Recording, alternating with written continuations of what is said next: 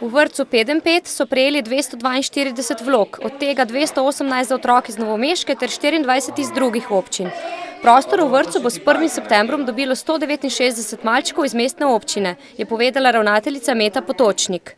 Računamo na to, da bo manjše število odklonjenih otrok kot lansko leto, vendar jih je še vedno tam nekje okrog 50, po seveda takem eventualnem pregledu splošnem. Te številke pa se lahko še spremenijo, poudarja Potočnikova, saj si nekateri starši premislijo. Malo boljše stanje kot v Pedenjpedu je v vrtcu Ciciban, kjer so, na podlagi lanskega velikega števila odklonjenih otrok, pospešeno iskali dodatne prostore za prihodnje šolsko leto. In bili pri tem dokaj uspešni, pravi ravnateljica Majda Kušar-Ambrožič.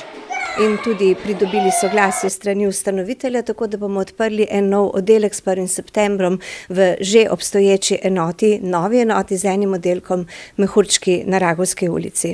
V Cicibanu sicer beležijo podoben vpis kot lani, je pa za polovico manj vpisov otrok iz drugih občin.